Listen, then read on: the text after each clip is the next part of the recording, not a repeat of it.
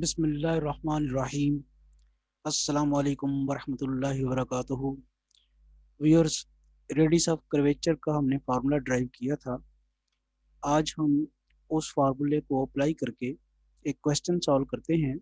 The radius of curvature at the point 2a on the curve is 2a।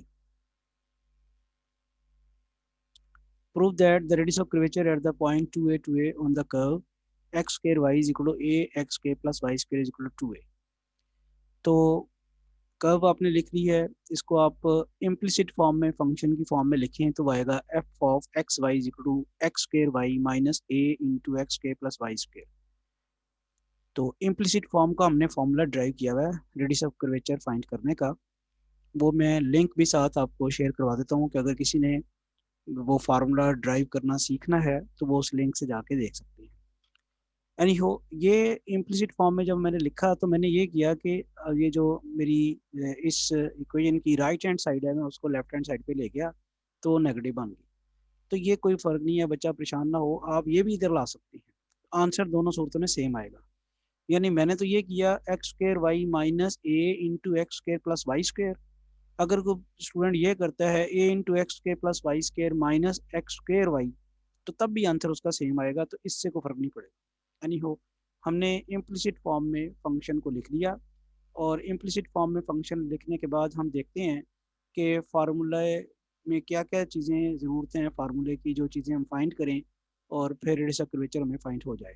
Formula हमने लिख लिया है, यही फार्मूले की मैं बात कर रहा था कि अगर कोई प्लेन कर्व, कोई फंक्शन किसी प्लेन कर्व को रिप्रेजेंट कर रहा है और वो इम्प्लिसिट फॉर्म में लिखा हुआ है, तो उसका रेडियस ऑफ कर्वेचर मालूम करने का फार्मूला ये है। इस फार्मूले में हम बड़े गौर से देखें तो हमें क्या क्या चीज़ें चाहिए। एफ एक्स चाहिए, एफ वाई चाहिए। एफ एक्स का मतलब क्या है, आपने पार्शियल डेरिवेटिव चाहिए आपको ना, with respect to X. Partial derivative respect to Y चाहिए, इसी तरह इसका double derivative respect to Y चाहिए, double derivative respect to X चाहिए, और मिक्स डेरिवेटिव चाहिए एफ एक्स वाई। एक चीज़ जो एक्स्ट्रा करनी होगी, ये डेरिवेटिव मालूम करने के बाद हमें ये पॉइंट भी लाई कराना होगा जो कि उसने दिया हुआ है 2a। तो हम चलते हैं कोई अपने सोल्यूशन की तरफ। तो मैंने ये जो इक्वेशन नंबर 2 थी, जो एफ एक्स है, इसका मैं पार्शियल डेरिवेटिव ले रहा हूँ with respect to x. Hopefully ये आप सबको समझ आ गई है कि पार्शियल डेरिवेटिव कैसे लेते हैं। पार्शियल डेरिवेटिव लेते वक्त हम क्या करते हैं कि जिस वेरिएबल के रिस्पेक्ट डेरिवेटिव लेते हैं, सिर्फ वही वेरिएबल होता है, दूसरा कांस्टेंट ट्रीट होता है।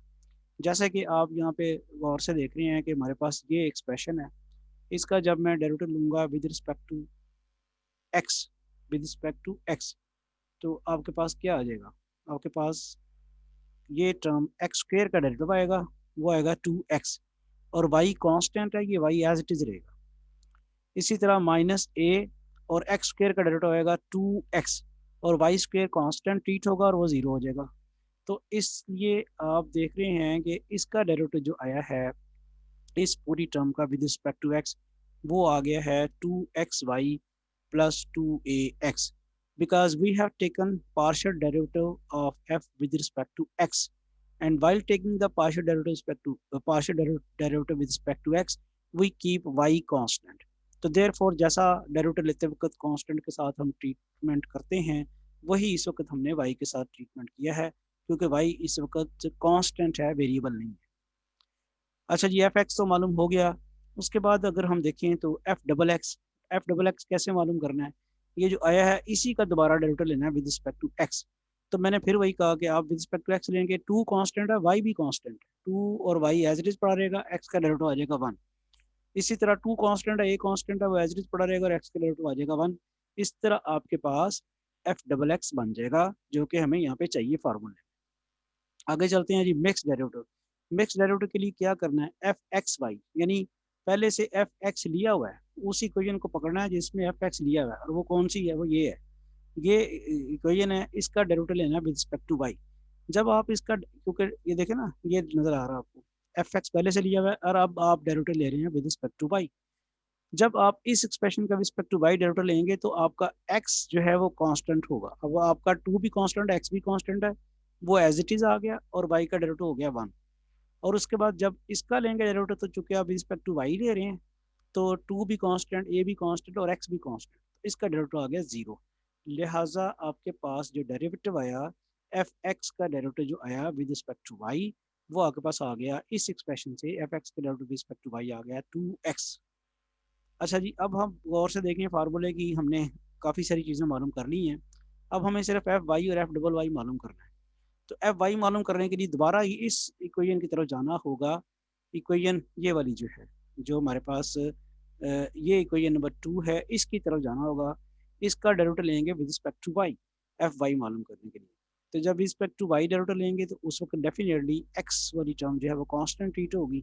तो ये फिर एक्स स्क्वायर तो कांस्टेंट है एज इट इज़ आ गया, वाई का डेरिवेटिव 1 हो गया। इसी तरह ये एक्स स्क्वायर कांस्टेंट है 0 हो गया इसका डेरिवेटिव, और ये जो वाई स्क्वायर है इसका डेरिवेटिव आ गया 2y, और ए तो वैसे ही पड़ा हुआ है। तो ये आपके पास इसका डेरिवेटिव रिस्पेक्ट टू वाई आपने ले लिया। अब आप दोबारा ज़रा चलते हैं, एफ वाई तो आपने ले लिया, इसी तरह आप एफ डबल वाई इसी का डेरिवेटिव लें दोबारा रिस्पेक्ट टू वाई। तो एक्स स्क्वायर कांस्टेंट उसका डेरिवेटिव 0 हो गया, तो -2a आ गया, वाई का डेरिवेटिव 1 आ गया, एफ डबल वाई आ गया। तो अब आप दोबारा जाके इन वैल्यूज़ को, ये वैल्यूज़ आपके पास आ गई हैं, एफ एक्स भी आ गया, एफ डबल एक्स भी आ गया, एफ एक्स वाई भी आ गया, एफ वाई भी आ गया, एफ डबल वाई भी आ गया। लेकिन अभी एक चीज़ रह गई है जो उसने कही थी कि एट दिस पॉइंट, ये पॉइंट दिया हुआ है, यानी जितने जो भी हमारे पास एक्सप्रेशन आए हैं जो हमने फार्मूले में पुट करने हैं, उनमें एक्स की जगह हम 2a और वाई की जगह 2a पुट करेंगे, क्योंकि पॉइंट साथ साथ हमें दिया हुआ है। अब हम ज़रा पुट करते हैं ये values, putting x is equal to 2a, y is equal to 2a in 4 to 8। Equation number 4 से लेके 8 तक जितनी भी इक्वेशन आई हैं, उन तमाम इक्वेशन में हम बारी बारी x की जगह 2a और y की जगह 2a पुट करते हैं। तो हमने पुट किया जी, पहले इक्वेशन नंबर 4 में पुट किया, ये इक्वेशन 4 है, x की जगह 2a और y की जगह 2a पुट किया, ये 2a इधर भी आपके पास आ गया, x की जगह 2a, y की जगह 2a, और फिर x की जगह 2a। तो ये एक बन गया, ये 8a square minus 4a square, 4a square हो गया। इसी तरह इक्वेशन नंबर 5 में जब आप पुट करेंगे x की जगह 2a और y की जगह 2a, तो ये आपके पास आ जाएगा, ये देखें 2 वैसे ही आ गया, और इस y की जगह आपके पास आ गया 2a माइनस 2a, वैसे ही 4a माइनस 2a, ये 2a आ गया।